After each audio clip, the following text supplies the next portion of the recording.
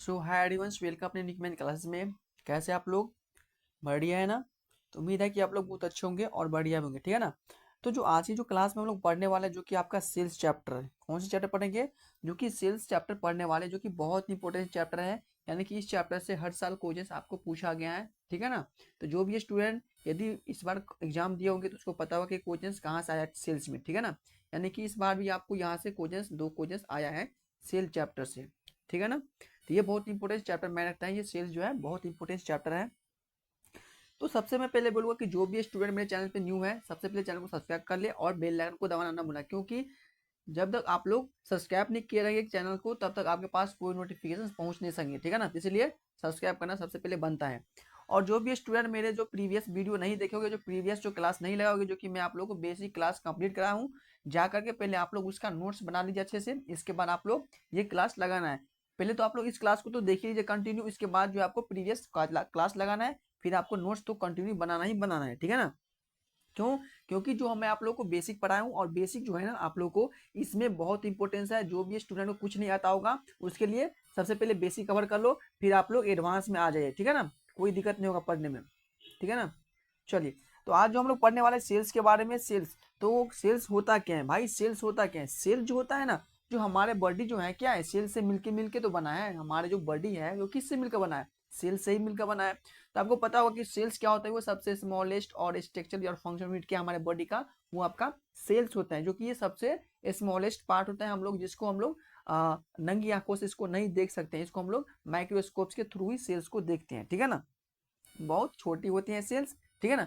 तो मैं बताऊंगा कि सेल्स, आपको पता हो कि जो हमारे जो बॉडी जो बना है किस किस से मिलकर बना है। तो सबसे पहले सेल्स, देखिए सेल्स, सेल्स से यानी कि सेल्स हो गया, ये क्या आपका, ये सेल्स है। सेल्स से मिलकर क्या बनेगा? सेल्स के ग्रुप को क्या बोलते हैं हम लोग, बताओ?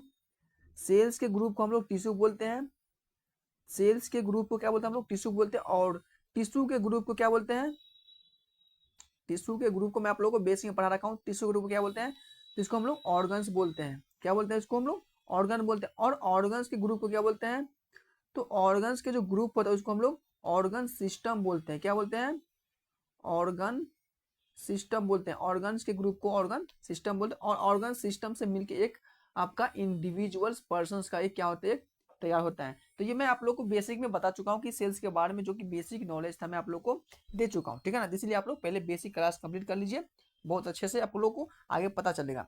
तो आज जो हम लोग पढ़ने वाले सेल्स के बारे में, तो मैं आपको पहले बता चुका हूँ कि सेल्स क्या है हमारे बॉडी का। सबसे स्मॉलेस्ट और स्ट्रक्चर और फंक्शन यूनिट क्या है मेरा बॉडी का? सेल्स होता है। और सेल्स मेरा जो होता है सबसे छोटा होता है। सेल से मिल क्या बनता है? सेल से मिल के आपको टिश्यू बनता है। टिश्यू से मिल मिल के आपको ऑर्गन्स बनता है। और ऑर्गन से मिल मिल के आपका ऑर्गन सिस्टम बनता है। और ऑर्गन सिस्टम मिल के एक सिस्टमेटिक एक बॉडी का निर्माण करता है। किसका? जैसे हम है, आप है, क्या है, एक बॉडी का निर्माण करता है। तो यहाँ तक सब क्लियर? चलिए, अब मैं बात करूंगा कि सेल्स के बारे में। देखिए, लिखना स्टार्ट कीजिए आप लोग सेल्स के बारे में।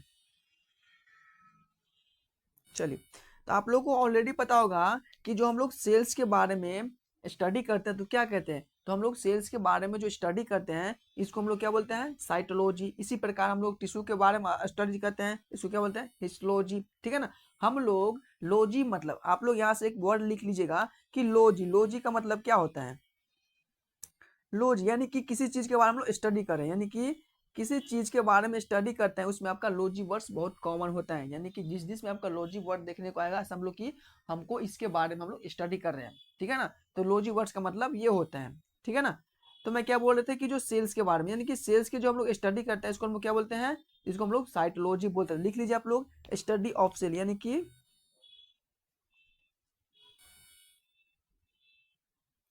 स्टडी ऑफ सेल, यानी कि सेल्स के स्टडी को हम लोग क्या बोलते हैं? तो साइटोलॉजी बोलते हैं। क्या बोलते हैं? साइटोलॉजी। इसी प्रकार हम लोग टिश्यू के स्टडी को क्या बोलते हैं? तो स्टडी ऑफ टिश्यू लिखिए, स्टडी ऑफ टिश्यू, यानी कि टिश्यू के स्टोलॉजी को, यानी कि ऊतक के बारे में जिसको हम लोग पढ़ते हैं, इसको हम लोग क्या बोलते हैं भाई? तो उस तक के बारे में जो हम लोग स्टडी करते हैं उसको हम लोग बोलते हैं हिस्टोलॉजी बोलते हैं। क्या बोलते हैं? हिस्टोलॉजी। क्या बोलते हैं इसको लोग? हिस्टोलॉजी बोलते हैं। तो सेल्स के बारे में जो हम लोग स्टडी करते हैं उसको हम लोग साइटोलॉजी बोलते हैं। टिश्यू के बारे में हम लोग स्टडी करते हैं, उसको हम लोग हिस्टोलॉजी बोलते हैं। अब मैं बात कहूंगा कि सेल्स का डिस्कवर सबसे पहले किसने किया है, यानी कि डिस्कवरी ऑफ सेल्स। तो सबसे पहले जो सेल्स का डिस्कवर किया आपका रॉबर्ट हुक ने किया है। लिख लीजिए आपका डिस्कवरी ऑफ सेल्स।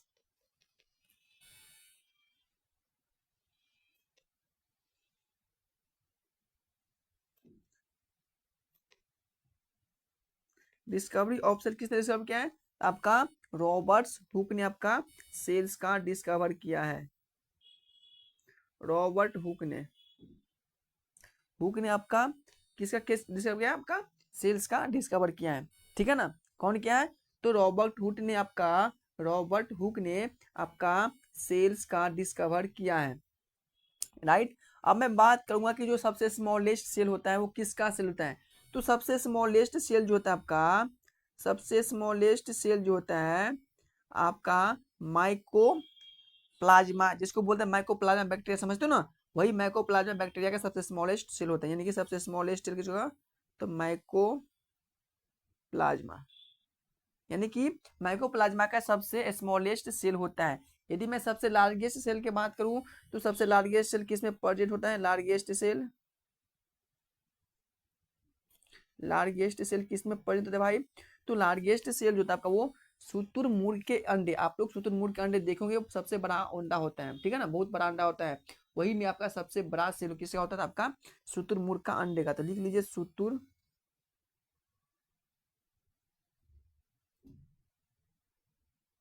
यानी कि हिंदी में लिख लीजिए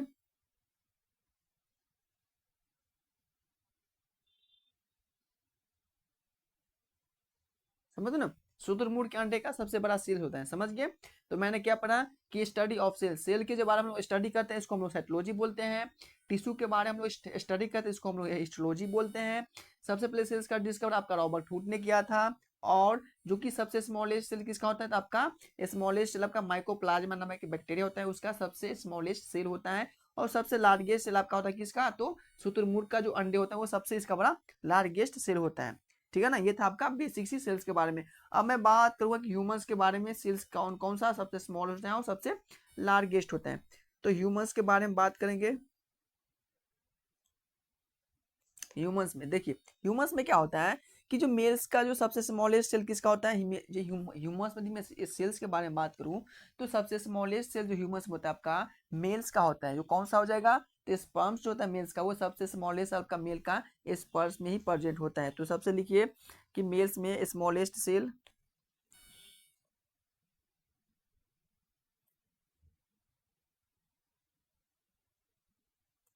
स्मॉलेस्ट सेल आपका कौन हो जाएगा, तो स्पर्म हो जाएगा,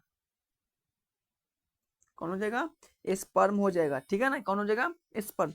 यदि मैं फीमेल्स की बात करूं ह्यूमस में, तो फीमेल्स में यानी कि ह्यूमस में सबसे लार्जेस्ट सेल आपका फीमेल्स में हो जाएगा, जो इसका एग होता है। एग में क्या होता है आपका ह्यूमस में, इसका लार्जेस्ट सेल फीमेल्स का एग होता है, उसका लार्जेस्ट सेल होता है, राइट।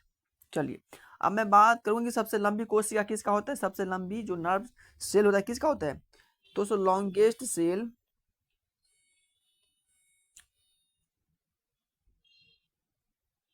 लॉन्गेस्ट सेल, सबसे लॉन्गेस्ट सेल जो है ह्यूमस में आपका कौन सा सेल है भाई, न्यूरॉन सेल।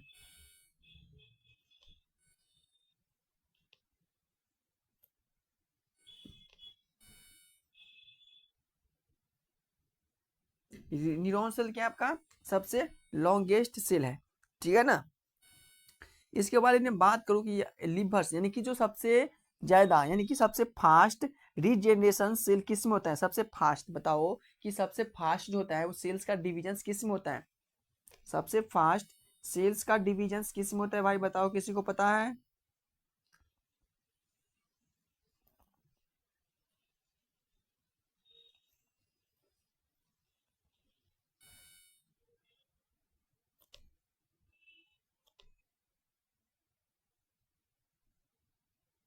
इसको हम बोलते हैं रीजनरेटिंग,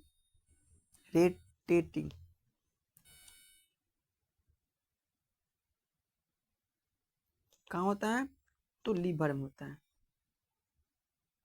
कहाँ होता है भाई, तो आपका जो लीवर होता है वहां पे सबसे फास्ट रीजनरेशन होता है किसका, तो सेल्स का होता है। आप लोग देखते होंगे गांव घर में या कहीं पर भी आप लोग हॉस्पिटल गए होंगे तो लीवर दान करते हैं, यानी कि जो आपका जो लीवर का जो शेप होता है, यदि आपका लीवर का शेप, मान लीजिए कि आपका लीवर का फॉर एग्जाम्पल आपका लीवर का शेप ये है ओरिजिनल, ठीक है ना, क्या है ये आपका एक यार क्या बन गया ये तो, ये लीवर से लवर बन गया।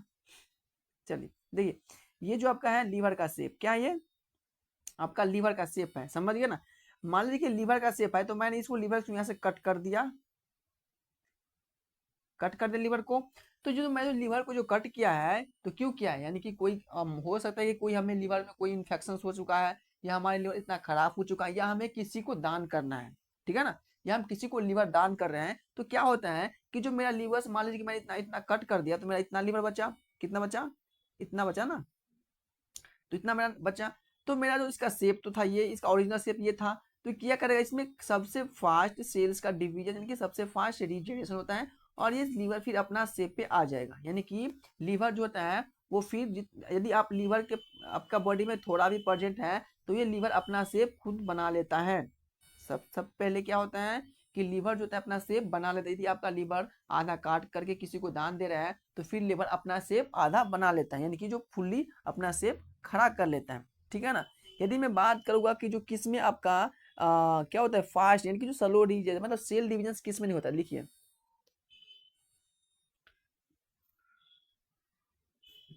नो सेल डिविजन्स या डिविजन्स किस में होता है, तो ब्रेन्स में जो होता है ना, ब्रेन्स में, ब्रेन समझो ना, ब्रेन, ब्रेन में क्या होता है कोई सेल डिवीजन नहीं होता है, समझ गए ना, ब्रेन में कोई सेल्स डिवीजन नहीं होता। ये सबसे इंपॉर्टेंट बात है कि आप लोग बच के रहना, कहीं भी चलते हो फिरते हो तो हेलमेट लगा के चलना, क्योंकि देखते हो ना कि जिसको ब्रेन में एक बार चोट लगा वो गया। क्यों, क्योंकि यदि आपका ब्रेन में कहीं भी फ्रैक्चर हो चुका या हो जाएगा तो वो रिकवरी तुरंत नहीं होता है, ठीक है ना। इसलिए ब्रेन में क्या होता है, इसमें सेल्स का डिवीजन नहीं होता है, यानी कि सबसे लो डिवीजन आपका सेल्स का ब्रेन में होता है, और सबसे फास्ट जो सेल्स के बात करूँ डिवीजन के बारे में तो कहाँ होता है आपका लीवर में होता है, राइट, कहाँ होता है तो लीवर में होता है। तो इसीलिए आप लोग जरा बच के चलिए, और बच के कहीं भी मारपीट में मत जाइएगा, भाग जाइएगा, क्योंकि मारपीट में एक भी डंडा लगेगा ना तो वहीं पर चित रह जाएगा, ठीक है ना। तो इसीलिए मारपीट में नहीं रहना है, वहां से निकल जाना चुप के पतली गली से, जैसे भी मौका मिले तो। कहीं एक भी फट्टा लगा ब्रेन पे मस्तक पे तो वहीं पे राम स्वाहा, ठीक है ना, कोई इधर उधर नहीं, ठीक है ना। तो ये था मेरा ह्यूमस के बारे में। क्या मैं बोला कि जो मील ह्यूमस में सबसे स्मॉलेस्ट सेल आपका स्पर्म्स का होता है, और सबसे लार्जेस्ट सेल आपका फीमेल्स में एक का होता है, क्लियर। सबसे लॉन्गेस्ट नर्व सेल्स की बात करूँ नर्व सेल्स के बारे में, तो ये न्यूरॉन्स का सेल सबसे लार्जेस्ट होता है। सबसे फास्ट रीजनरेशन किस में होता है, तो सबसे फास्ट रीजनरेशन आपका लीवर्स में होता है, और सबसे लो जो होता है रीजनरेशन ऑफ सेल्स का आपका ब्रेन्स में होता है। कहाँ होता है, ब्रेन्स में होता है, ठीक है ना। चलिए चलिए नेक्स्ट, चलिए अब मैं पढ़ूंगा कि सेल्स का स्ट्रक्चर के बारे में कुछ पढ़ लेता हूँ।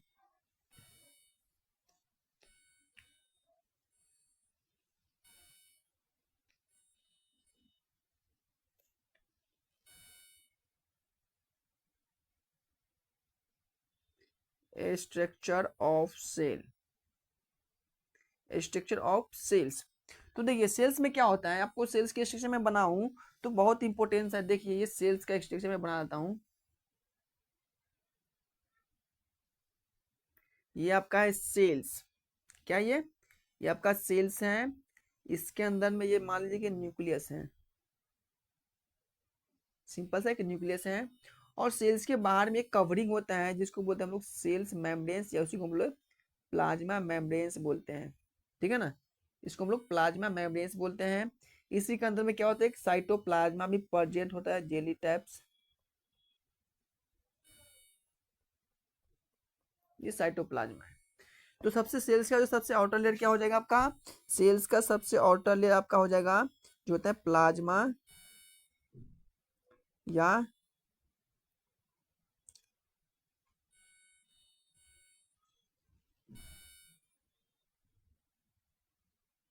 प्लाज्मा मेम्ब्रेन इसको बोलते हैं, ठीक है ना, या इसी को हम लोग सेल्स मेम्ब्रेन्स भी बोलते हैं, ठीक है ना। उसके जो ये पार्ट जो है ये आपका ये सेल है, और ये जो इसके जो नीचे में जेली टाइप स्ट्रक्चर होता है जिसको बोलते हैं हम लोग साइटोप्लाज्मा, साइटोप्लाज्मा क्या बोलते हैं इसको, साइटोप्लाज्मा, और सबसे इसको जो छोटे से एक न्यूक्लियस होता है इसमें, ठीक है ना, क्या होता है, न्यूक्लियस होता है। और जो जितना भी जो ऑर्गेनली सेल्स में प्रेजेंट होता है वो सब आपका साइटोप्लाज्मा में ही प्रेजेंट होता है। जितना भी ऑर्गेनली आपका सेल्स में प्रेजेंट होता है सब आपका साइटोप्लाज्मा में प्रेजेंट होता है। क्या क्या होता है, तो ये आपका हो जाएगा, ये आपका हो गया आरएनए। इसके बाद मैं बात करूँ तो ये आपका हो गया डीएनए, ये हो गया डीएनए हो गया आपका, ये आपका लाइसोसोम हो गया,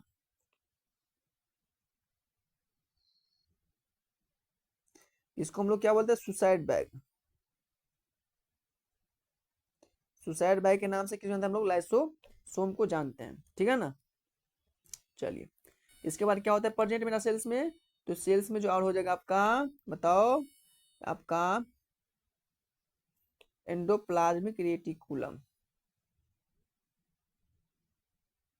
एंडोप्लाज्मिक रेटिक्यूलम, जो कि आपका वो दो टाइप्स होता है, एक होता है रफ, एक होता है स्मूथ। क्या होता है, एक होता है रफ, एक होता है स्मूथ, समझ में आना चाहिए। ये सेल्स हैं। उसके बाद यदि मैं बात करूँ सेल्स में क्या होता है, इसमें फ्लूइड होता है जो कि आपका हो गया, ये इंट्रासेलुलर फ्लूइड यहाँ प्रेजेंट होता है, ये इंट्रासेलुलर फ्लूइड, इंट्रासेलुलर फ्लूइड, और ये आपका सेल्स का जो भाग होता है आपका एक्स्ट्रा सेलुलर फ्लूइड प्रेजेंट होता है। तो ये था एक छोटा सा सेल्स का स्ट्रक्चर, ठीक है ना, ये एक छोटा सा सेल्स का स्ट्रक्चर है। और इसमें बात हुई, इसमें माइटोकॉन्ड्रिया भी होता है, यानी माइटोकॉन्ड्रिया प्रेजेंट होता है। इसका काम क्या होता है, तो वो इसको हम लोग पावर हाउस बोलते हैं। माइटोकॉन्ड्रिया को हम लोग पावर हाउस बोलते हैं, जो कि क्या वो एनर्जी का वो क्या होता है, भंडार होता है। तो ये था आपका सेल्स का स्ट्रक्चर।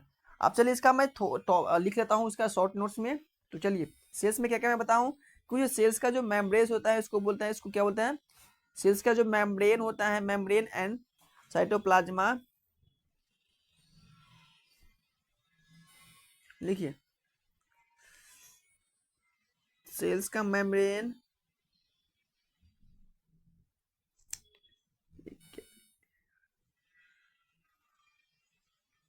चलिए लिखिए, cell membrane and cytoplasm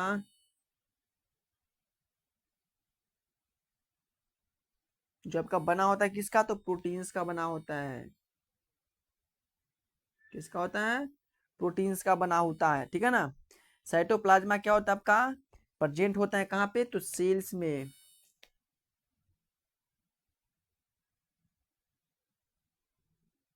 cytoplasm present होता है, सेल्स में प्रेजेंट होता है, ठीक है ना।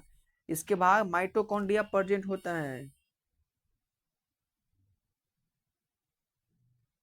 माइटोकॉन्ड्रिया प्रेजेंट होता है, ठीक है ना। जो कि माइटोकॉन्ड्रिया का जो बाहरी का जो लेयर होता है, सॉरी अंदर का जो लेयर होता है, इसको क्या बोलते हैं हम लोग, क्रिस्टी बोलते हैं। क्या बोलते हैं, क्रिस्टी। माइटोकॉन्ड्रिया का जो इनर लेयर होता है,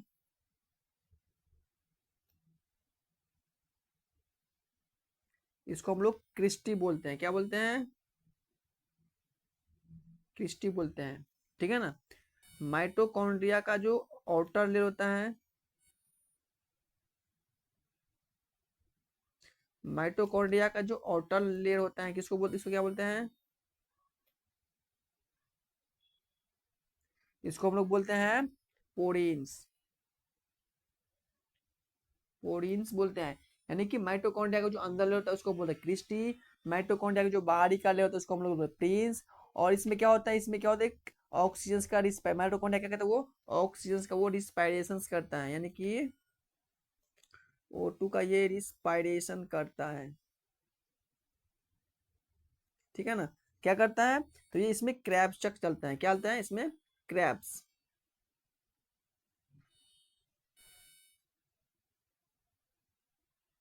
क्रैब्स चक्र चलता है, जिसमें क्या होता है आपका 38 एटीपी बनता है, ठीक, 38 एटीपी बनता है। फिर मैं बात करूँ जो 38 एटीपी से क्या होता है, और एटीपी जो होता है आपका होता है, एटीपी का जो फुल फॉर्म होता है, क्या होता है? एडिनो ट्रीफॉस्फेट। एडिनो, एक मिनट, एडिनो ने एडिनोइज होगा, क्या होगा? एडिनोइज।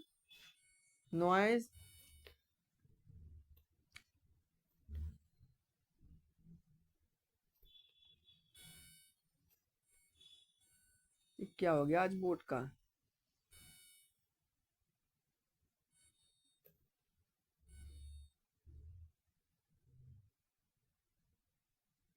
एडिनोइज ट्री ट्राइफॉस्फेट, एडिनो ट्राइफॉस्फेट होता है, ठीक है ना? ठीक है। एटीपी में क्या होता है? एटीपी जो काम करता है आपका क्रैब्स चक्र होता है, ठीक है ना? यदि मैं बात करूं क्रैब्स चक्र का खोज किसने किया है? क्रैब्स चक्र का खोज किसने किया है भाई?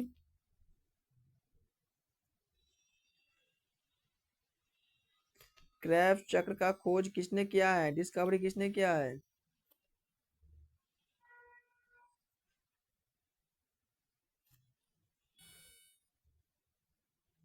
तो किसने किया आपका? क्रैब्स नामक साइंटिस्ट ने।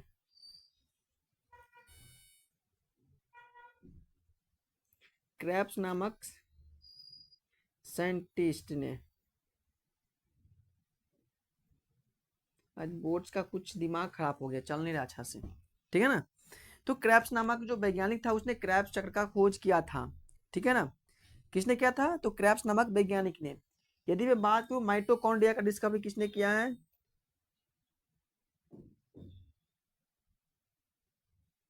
तो माइटोकॉन्ड्रिया का जो डिस्कवरी किया आपका किसने किया है? तो अल्टमैन ने किया है। अल्टमैन ने आपका माइटोकॉन्ड्रिया का डिस्कवरी किया है, ठीक है ना? चलिए नेक्स्ट चलिए। मैंने क्या बोला कि 38 एटीपी बनता है। तो 38 एटीपी जो प्राप्त एक क्रैब्स चक्र से, यानी कि एक बार जो आपका क्रैब्स चक्र होता है इससे आपका 38 एटीपी मिलेगा। कितने मिलेगा? 38 एटीपी। 38 एटीपी। 38 एटीपी से क्या होता है? आपका वन ग्लूकोज का फॉर्मेशन होता है। वन ग्लूकोज का क्या होगा? फॉर्मेशन हुआ। और वन ग्लूकोज से जो हमारे बॉडी में क्या होगा आपका? 4/2 के एनर्जी मिलेगा, ठीक है ना? 4/2 के एनर्जी हमारे बॉडी में क्या होता है आपका? प्रोवाइड होता है। ये था आपका इसका चक्र, किसका? तो क्रैब चक्र का। एक क्रैब चक्र से आपका 38 एटीपी कितना बनेगा? यदि एक बार चक्र घूमेगा तो 38 एटीपी। 38 एटीपी से आपका एक ग्लूकोज बनेगा और एक ग्लूकोज से क्या होता है? 4/2 के एनर्जी हमारे बॉडी में मिलता है। यदि मैं बात करूं माइटोकॉन्ड्रिया को, तो माइटोकॉन्ड्रिया के हम लोग पावर हाउस के नाम से जानते हैं। माइटोकॉन्ड्रिया को किसके नाम से? पावर हाउस के नाम से किसको हम लोग जानते हैं?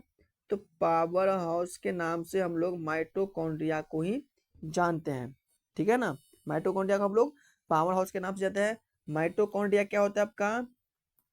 माइटोकॉन्ड्रिया जो आपका होता है वो आपका डबल मेम्ब्रेन्स होता है। डबल मेम्ब्रेन्स होता है माइटोकॉन्ड्रिया में, क्या होता है?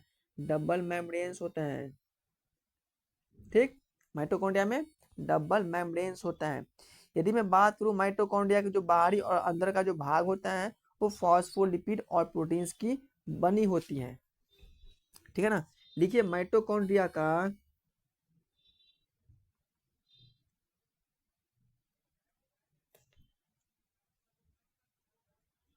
आउटर एंड इनर पार्ट जो होता है वो किसका बना होता है? ये आपका फॉस्फोलिपिड और प्रोटीन्स का बना होता है,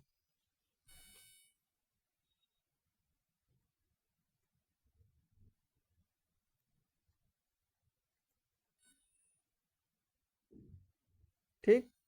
माइटोकॉन्ड्रिया का जो अंदर का भाग होता है और जो बाहर का भाग होता है वो आपका फॉस्फोलिपिड्स और प्रोटीन्स का बने होते हैं, ठीक है ना? माइटोकॉन्ड्रिया का काम क्या होता है? तो माइटोकॉन्ड्रिया जो होता है क्या होता है? एनर्जी देता है। एनर्जी सबसे पहले कौन लेगा? गोल्जी बॉडी में जाएगा। फिर गोल्जी बॉडी क्या करेगा? एनर्जी को ट्रांसपोर्टेशन करेगा। फिर वो एनर्जी ट्रांसपोर्टेशन करने के बाद क्या करेगा? वो ब्रेन्स में सबसे पहले एनर्जी को ट्रांसपोर्टेशन करेगा। फिर ब्रेन्स के बाद क्या होता है आपका? वो एंडोप्लाज्मिक रेटिकुलम होता है ना, उसमें ये आपका ये डिवाइड्स कर देता है, ठीक है ना? ये था आपका सिंपल सी क्वेश्चन। नेक्स्ट में था आपका एंडोप्लाज्मिक रेटिकुलम्स। चलिए अब मैं बात करूंगा एंडोप्लाज्मिक रेटिकुलम्स के बारे में।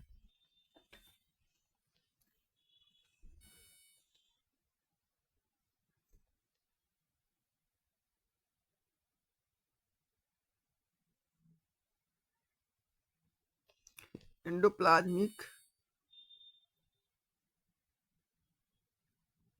रेटिकुलम। देखिए मैंने आपको जहाँ पे सेल्स का जो स्ट्रक्चर मैं आप लोगों को बनाया हूँ, यही में से सारा हम लोग हर एक टॉपिक डिटेल्स में करेंगे, ठीक है ना। मैंने माइटोकॉन्ड्रिया के बारे में पढ़ लिया हूँ, अब मैं पढ़ूंगा आपका किसके बारे में, तो बताओ, तो एंडोप्लाज्मिक रेटिकुलम्स के बारे में। तो आपको मैं पहले बता चुका हूँ कि जो एंडोप्लाज्मिक रेटिकुलम का दो टाइप्स होता है, कौन कौन होता है। एक होता है मेरा स्मूथ एंडोप्लाज्मिक रेटिकुलम्स, कौन होता है, एक होता है स्मूथ एंडोप्लाज्मिक रेटिकुलम, एक होता है स्मूथ एंडोप्लाज्मिक रेटिकुलम, और एक होता है आपका रफ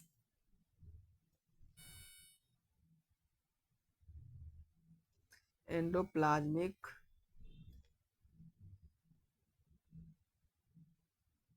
रेटिकुलम्स। समझ में आ गया। एंडोप्लाज्मिक रेटिकुलम्स आपका दो टाइप्स का होता है, एक होता है मेरा स्मूथ एंडोप्लाज्मिक रेटिकुलम्स और एक होता है मेरा रफ एंडोप्लाज्मिक रेटिकुलम्स। यदि मैं स्मूथ की बात करता हूँ तो स्मूथ के सरफेस पे क्या प्रेजेंट होता है भाई, यानी कि स्मूथ के सरफेस में, यानी कि स्मूथ एंडोप्लाज्मिक रेटिकुलम्स के सरफेस पे, इसके सरफेस पे जो प्रेजेंट होता है आपका, प्रेजेंट क्या होता है, फैट प्रेजेंट होता है। क्या होता है, तो फैट प्रेजेंट होता है। ये बहुत इंपॉर्टेंस है। स्मूथ एंडोप्लाज्मिक रेटिकुलम्स के सरफेस पे क्या प्रेजेंट होता है, तो फैट प्रेजेंट होता है। यदि मैं बात करूँ रफ एंडोप्लाज्मिक रेटिकुलम्स के बारे में, तो रफ एंडोप्लाज्मिक रेटिकुलम्स के जो सरफेस पे, इसके सरफेस पे राइबोसोम लगे होते हैं। क्या लगा होता है, तो राइबोसोम जो होता है आपका, वो आपका रफ एंडोप्लाज्मिक रेटिकुलम्स पे लगे होता है। यदि मैं स्मूथ की बात करूँ तो स्मूथ मतलब समझते हो ये प्लेन होता है, जैसे मान लो ये प्लेन होता है, ये स्मूथ का मतलब क्या होगा आपका, ये प्लेन टाइप्स का होता है, ठीक है, इसे पिछलन होता है। यदि मैं रफ की बात करूँ तो ये रफ इस प्रकार का होता है, यानी कि ऊपर नीचे ऊपर खावर, तभी तो इसमें क्या होता है आपका राइबोसोम प्रेजेंट है ना, ठीक है ना। ये आपका रफ टाइप पे होता है, ठीक है ना। यदि मैं बात करूँ रफ एंडोप्लाज्मिक रेटिकुलम्स आपका दो टाइप्स होता है, एक होता है प्रोकैरियोटिक और एक होता है यूकैरियोटिक। तो प्रोकैरियोटिक जो होता है, प्रोकैरियोटिक में आपका 70 टाइप का क्या होता है, इसमें 70 टाइप का होता है प्रोकैरियोटिक में। और यूकैरियोटिक में क्या होता है, दिखाई देता है आपका 80 टाइप्स का आपका यूकैरियोटिक में होता है। 80 टाइप्स का आपका यूकैरियोटिक में आपको देखने को मिलता है, ठीक है ना। चलिए, यदि मैं सबसे बात करूँ कि सबसे अधिक सेल्स, मान लो कि हमारे बॉडी में अधिक मात्रा में क्या हो रहा है, सेल्स का डिवीजन हो रहा है, तो क्या हो जाएगा, यानी कि मोस्ट सेल डिवीजन,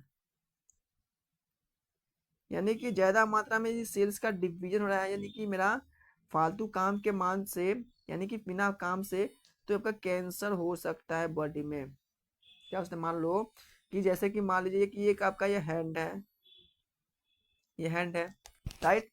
तो आपके हैंड पे मान लीजिए कि यहाँ पे एक कट लगी, यहाँ पे एक फट गया, यहाँ पे कट गया, तो भाई यहाँ पे जो कटा हुआ है, तो कटा हुआ है तो इस पे इतना ही सेल चाहिए ना, इस पे इतना ही सेल चाहिए इसको कवर करने के लिए, राइट। इसको इतना ही सेल चाहिए ना कवर करने के लिए, लेकिन ये क्या करेगा, आपको इससे ज्यादा, यानी कि जो हद से ज्यादा, यानी कि जो जिसको काम से ज्यादा सेल्स का डिवीजन कर लिया, यानी कि जो इससे बहुत सारा सेल्स का डिवीजन करा है, जो कि जिसका कोई यूज नहीं है यहाँ पे, तो ये जो धीरे धीरे क्या होगा, एक ट्यूमर्स बना लेगा, ये एक ट्यूमर्स बना लेगा। क्या बना लेगा, एक ट्यूमर बना लेगा, जिससे क्यों बोलते हैं हम लोग कैंसर बोलते हैं। क्या बोलते हैं, तो कैंसर बोलते हैं। तो वही बात बोल रहा हूँ मैं कि जब आपका जो जरूरत से ज्यादा सेल्स का डिवीजन हमारे बॉडी में होता है, राइट, यानी कि जरूरत से ज्यादा हमारे बॉडी में सेल्स का डिवीजन हो रहा है, तो क्या हो जाएगा आपका, तुरंत कैंसर पकड़ लेगा।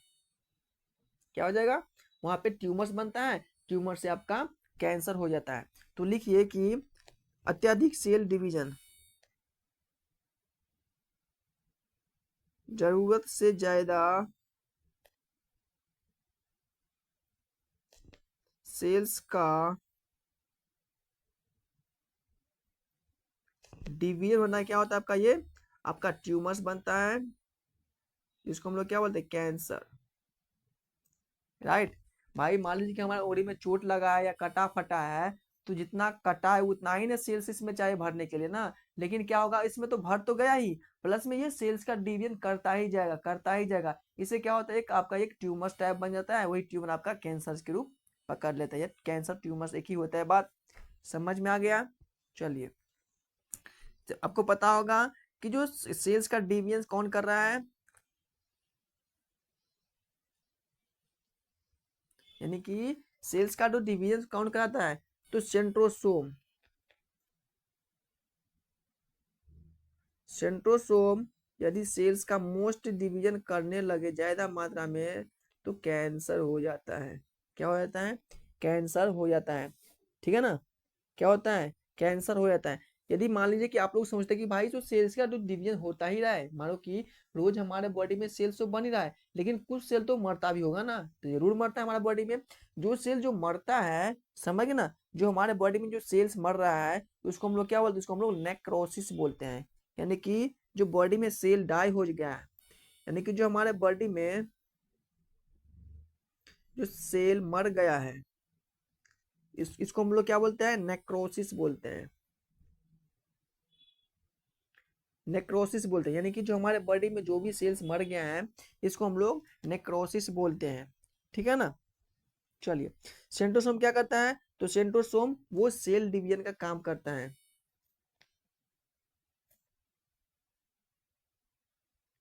सेंट्रोसोम का जो वर्क है वो सेल डिवीजन का काम है इसका। किसका?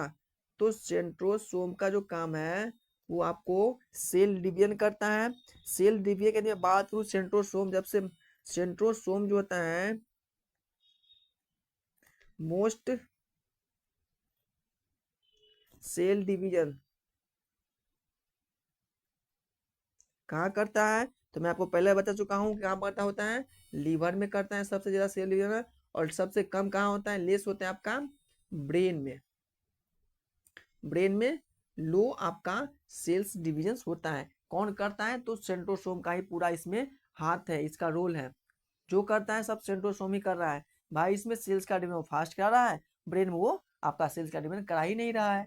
तो सब इसका हाथ में है। जो मन करे सेंट्रोसोम का वो करता रहता है। ये भी कभी कभी सेंट्रोसोम का मूड खराब होता है तो साला उतना डिवीजन कर देगा तुम्हारे हार्ट पे कि वहां पे ट्यूमर ही बना देता है। तो समझो सेंट्रोसोम कितना खतरनाक है और कितना बढ़िया भी है। समझ में आना चाहिए ना? चलिए, मैंने क्या बताया सेंट्रोसोम के बारे में। चलिए नेक्स्ट और लिखिए। नेक्स्ट मेरी मैं बात करूं जो कि आपका न्यूक्लियस जो होता है, न्यूक्लियस, न्यूक्लियस होता है ना, वो न्यूक्लियस का जो डिस्कवरी किसने किया है? तो भाई न्यूक्लियस का जो डिस्कवरी किया है, किसने किया है? न्यूक्लियस का डिस्कवरी, डिस्कवरी किसने किया है? तो आपका रॉबर्ट ब्राउन ने किया है। रॉबर्ट ब्राउन ने न्यूक्लियस का खोज किया है। ठीक है ना? अब मैं बात करूंगा कि न्यूक्लियस जो होता है वो कंप्लीट कंट्रोल करता है किसको? न्यूक्लियस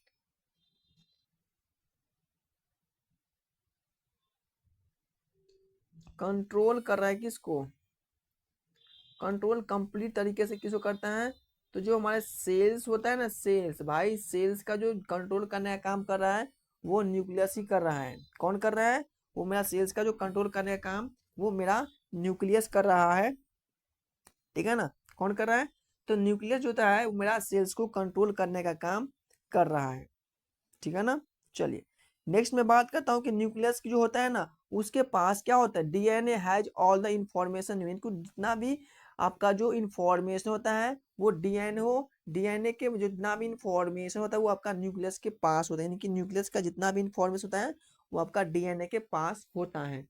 यही बहुत इंपॉर्टेंट पॉइंट लिख लीजिए कि जो न्यूक्लियस का जितना भी इंफॉर्मेशन होता है, DNA has all the information, all the information, all the informations of nucleus, of nucleus।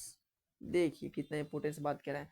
यानी कि जितना भी न्यूक्लियस का जो इंफॉर्मेशन होता है वो आपका डीएनए के पास मिल जाएगा। जैसे आप लोग के घर में लगा होगा ना एक मेन स्विच, मेन स्विच जिसको बोलते हैं आप लोग, ये क्या बोलते हैं इसको? मेन स्विच होता है जहाँ से लैंड कट जाता है, एमसी। हाँ एमसी। यदि कि आपके घर में एमसी गिराते हो तो क्या होता है? पूरा घर का एमसी गिर जाता है, गिर जाता है ना। उसी प्रकार जो होता है ना, जितना भी इंफॉर्मेशन होता है, जो भी बिजली में खराबी होता है, पहले हम लोग क्या करते हैं, आपका एमसी पे चेक करते हैं कि इसमें कोई फॉल्ट हुआ है नहीं हुआ है, ये देख चेक करते हैं। इसके बाद जो भी अदर अगला प्रोसेस होता है। इसी प्रकार क्या होता है कि जो जितना भी न्यूक्लियस का जो भी कोई भी इंफॉर्मेशन होता है, वो सब आपका डीएनए के पास होता है। किसके पास होता है? तो डीएनए के पास सारा इंफॉर्मेशन होता है न्यूक्लियस का, कि न्यूक्लियस क्या कर रहा है, कितना न्यूक्लियस में क्या कर रहा है या क्या नहीं कर रहा है, सारा इंफॉर्मेशन आपका डीएनए के पास मिल जाएगा। ठीक है ना। नेक्स्ट मैं बात करूंगा कि लाइसोसोम के बारे में। तो लाइसोसोम को हम लोग सुसाइड बैग के नाम से जानते हैं। लाइसो लाइसोसोम को हम लोग सुसाइड बैग के नाम से जानते हैं। देखिए, इसका बहुत इंटरेस्टिंग कहानी है। लाइसोसोम को सुन के हंसी आ जाएगा। यह हंसी आ जाएगा कि लाइसोसोम क्या करता है कि जो हमारे सेल्स में प्रेजेंट है, लाइसोसोम क्या करेगा, माइटोकॉन्ड्रिया को बोलेगा कि भाई तू एनर्जी बना। क्या बोलेगा माइटोकॉन्ड्रिया से? माइटोकॉन्ड्रिया को बोलेगा सुन क्या, कि भाई तू एनर्जी बना। और क्या करेगा माइटोकॉन्ड्रिया, भाई हमको एनर्जी बनाना नहीं है। तो क्या करेगा लाइसोसोम, ये तो खुद मरेगा ही, प्लस में वो दूसरे को भी मार चलता है। जैसे कि आप लोग देखते हो कि गांव घर में कि कोई गाड़ी न्यू न्यू लेता है, तो 2 3 4 दिन या 2 महीने 3 महीने का चलती होता है। क्या करेगा, खुद तो बैठता ही गाड़ी पे, प्लस में दूसरों को बैठा के इतना फास्ट चलाता है कि खुद को तो मरना ही है, प्लस में वो दूसरों को भी ये लेके चलाता है। वही काम है आपका लाइसोसोम को। हमारे सेल्स में लाइसोसोम प्रेजेंट होता है। ठीक है ना। ये क्या करेगा, बोलेगा कि डीएनए को भाई तू प्रोटीन्स बना। राइबोसोम को बोला तू प्रोटीन्स बना। डीएनए को बोला भाई तू अपना जो भी काम अपना कर। इसके बाद बोला कि जो माइटोकॉन्ड्रिया तू एनर्जी बना। ठीक है ना। ये बोला क्या, मेरे को काम नहीं करना है भाई, मैं अपन में काम नहीं करूंगा, मैं किसी का काम नहीं करता हूँ। ठीक है ना, बोलेगा। कौन बोलेगा, तो माइटोकॉन्ड्रिया बोलेगा, राइबोसोम बोलेगा, जो भी प्रेजेंट ऑर्गेनेल सेल्स में वो काम नहीं करेगा। तो बोलेगा तू रुक, तुझे तो मरना है। क्या करेगा, ये कुछ किसी को नहीं सुनेगा। लाइसोसोम किसी को नहीं सुनता है। क्या करेगा, खुद तो मरेगा, क्या वो अपने आप में ब्रास्ट हो जाएगा, वो बम ब्रास्ट करता है। वो जितना जैसे बम ब्रास्ट किया, जो भी था सेल्स में सब मर गया। न्यूक्लियस हो जो भी हो सब मर गया, खुद तो मरा प्लस में वो सबको मर गया। इसीलिए लाइसोसोम से आपका सब डरता है सेल्स में। माइटोकॉन्ड्रिया डरता है, आरएनए डरता है, डीएनए, यानी कि जो भी ऑर्गेनेल प्रोजेक्ट है ना अपना लाइसोसोम में, सब डरता है, क्योंकि वो अपना तो मरता ही है, प्लस वो दूसरे को भी मार देता है। तो ये आपका लाइसोसोम, ये बहुत इंपॉर्टेंस है। ये क्वेश्चन यहाँ से आपको आ सकता है, 100% ये पूछता है। तो क्वेश्चन हर साल पूछा जाता है ये क्वेश्चन। ठीक है ना। ये है आपका लाइसोसोम इंटरेस्टिंग कहानी। ठीक है ना। चलिए, नेक्स्ट हम लोग बात करें कि जो प्रोटोप्लाज्मा का डिस्कवर किसने किया है। लिखिए, देखिए मैं आप लोगों को ये सिर्फ पढ़ा रहा हूँ, जिस पॉइंट पढ़ा रहा हूँ, सिर्फ मैं आप लोग को वही पॉइंट बता रहा हूँ जो एग्जाम में आएगा। ये अदरवाइज नॉलेज नहीं लेना। अदरवाइज नॉलेज कहाँ लेना है, तो बीएससी नर्सिंग करना है, अपना कॉलेज में लेना ज़्यादा नॉलेज। यहाँ पे ज़्यादा नॉलेज नहीं, इतना नॉलेज लेना है कि यहाँ से मुझे क्रैक हो जाए एग्जाम और अपना कॉलेज मिल जाए, उतना नॉलेज काफ़ी है। ठीक है ना। तो ज़्यादा दिमाग दौड़ाने का नहीं, जो मैं आप लोग को पढ़ा रहा हूँ सटीक पढ़ा रहा हूँ, और सटीक आंसर इसी प्रकार से आपको डायरेक्ट मिलेगा। ठीक है ना। चलिए, मैंने क्या बोला कि जो आपका प्रोटोप्लाज्मा का डिस्कवर किसने किया है, भाई बताओ। प्रोटोप्लाज्मा का डिस्कवर किसने किया है?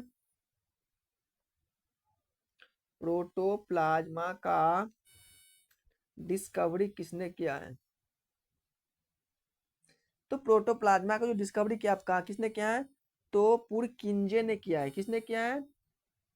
पुरकिंजे ने आपका प्रोटोप्लाज्मा का डिस्कवरी किया है। ये भी क्वेश्चन पूछा गया है। और मैं बात करूँ कि सेल्स का ब्रेन्स किसे कहते हैं। जो सेल का ब्रेन होता है, सेल का ब्रेन किसे कहते हैं, तो सेल का ब्रेन हम लोग न्यूक्लियस को कहते हैं। किसको कहते हैं, वो आपको न्यूक्लियस को कहते हैं, सेल्स का ब्रेन। ठीक है ना। तो मैं सिर्फ आपको लॉन्गेस्ट चैप्टर है ना, थोड़ा एक चैप्टर एक क्लास और लगेगा। ठीक है ना। तो मैं आपको यहीं तक मैं आज पढ़ाऊंगा, क्योंकि आज थोड़ा मुझे काम था और थोड़ा सिर भी दर्द हो रहा है, तो भी मैं आप लोगों को पढ़ाया हूँ, कोई दिक्कत नहीं। ठीक है ना। तो मैं आपको यहीं पे एक चैप्टर यहाँ एंड करता हूँ। नेक्स्ट में इसी चैप्टर को मैं लोग कंटिन्यू करेंगे। ठीक है ना। कहाँ से करेंगे, तो वही आपका यहीं से स्टार्ट होगा, ब्रेन से, यानी कि सेल्स का ब्रेन किसे कहते हैं, तो आपको न्यूक्लियस को ही कहते हैं सेल्स का ब्रेन। ठीक है ना। चलिए, तो सबसे पहले जो भी बच्चों हैं अच्छे से अपना पढ़ लो, नोट्स बना लो। ठीक है ना। टेंशन नहीं लेने का है। जो मैं आप लोगों को पढ़ा रहा हूँ वो नर्सिंग एप्टीट्यूड प्लस में बायोलॉजी में सटीक आंसर मिलेगा, और सटीक आप लोग नंबर उठा के आओगे, इसमें कहने वाला कोई गारंटी नहीं है। ठीक है ना, इसलिए आप लोग अच्छे से पढ़ लो। ठीक है, हाँ अच्छे से पढ़ लो, कोई दिक्कत नहीं, कोई हड़बड़ी नहीं, आराम से पढ़ लो, 100% सब कंप्लीट हो जाएगा। ठीक है ना, चलिए, तो ठीक है बच्चों, मिलते हैं नेक्स्ट क्लास में। ठीक है ना, जो भी बच्चों मेरे चैनल पे थे जुड़े, सबसे पहले वीडियो को लाइक कर देना है। लाइक करने से क्या होता है, एनर्जी मिलता है, तभी क्लास लेने में मन भी लगता है। ठीक है ना, नेक्स्ट क्लास लेने में और मन लगेगा, लाइक होगा तो। ठीक है, तो चलिए मिलते हैं नेक्स्ट क्लास में, तब तक के लिए bye bye, tata, take care, और अपना पढ़ाई पे ध्यान रखना, और नोट्स सबको बनाना है। नोट्स सबको बनाना है। जब मैं क्लास में क्वेश्चंस कराऊंगा तो सबको नोट्स से पढ़ के आना है, और क्वेश्चंस 100% बनेगा। ठीक है ना, चलिए मिलते हैं नेक्स्ट क्लास में।